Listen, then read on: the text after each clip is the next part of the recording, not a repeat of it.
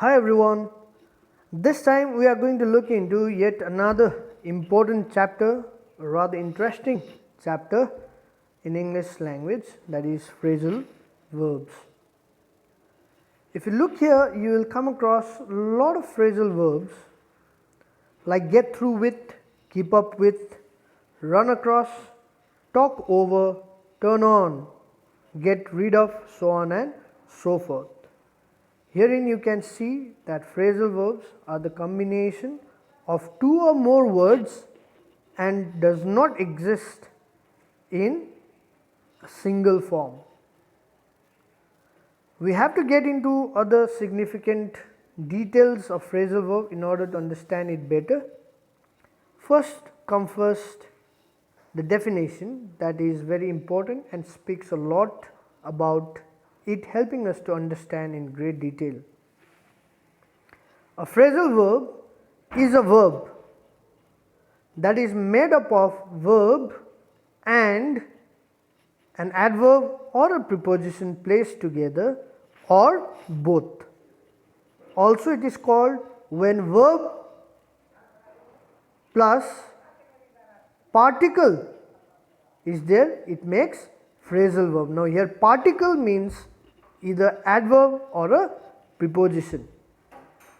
Another interesting and quite tricky aspect of phrasal verb is the meaning of the phrasal verb is not at all obvious to that of the literal meaning of the words used in the phrasal verb.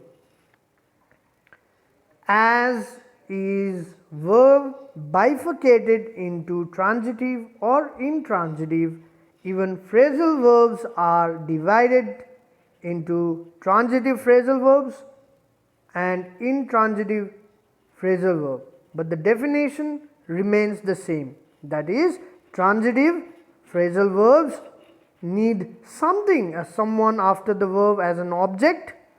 Intransitive phrasal verbs stand on their own. Transitive, the example is look up to plus someone, which means we respect someone or something, and intransitive grow up, which stands on its own. The other bifurcation of phrasal verb is separable or inseparable. Herein you can see the phrasal verb take on as an example taken here. I will take on, which means take the responsibility of this matter. The same sentence can be expressed in a different way. The example number 2, I will take this matter on. The meaning is same. Therefore, we can see that the words take on are placed in a separated form, whereas the phrasal verb look up to is placed as an example of inseparable. If I try out here, let me try to break it up. I look him up to, or rather I look up him to. Both these broken sentences, I mean sentences with the broken phrasal verb, are absurd, meaningless.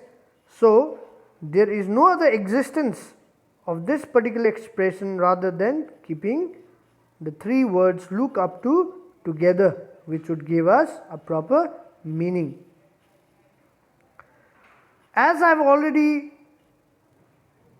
given you an example in the second slide, that phrasal verbs are multi-words verbs. Therefore, one important thing that you need to know here is these phrasal verbs are also supposed to be used as simple verbs in sentences, not in any unique way. So when we are using phrasal verbs as simple verbs in sentences, make sure that it has some functions like giving the hint to the readers of the tense or the time of action.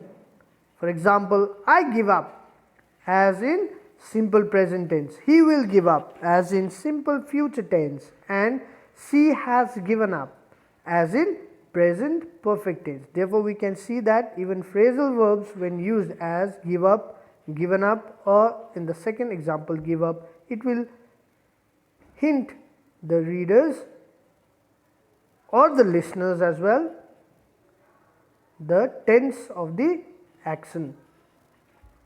Here are a few examples of phrasal verb taken from the word take. Please go through, the meaning is there and also the example is there. Here is another example of hang. Now you need to exercise a little. Along with this exercise, here are few links to enjoy. There are a lot of quizzes here. Just keep on playing and learning. Thank you very much.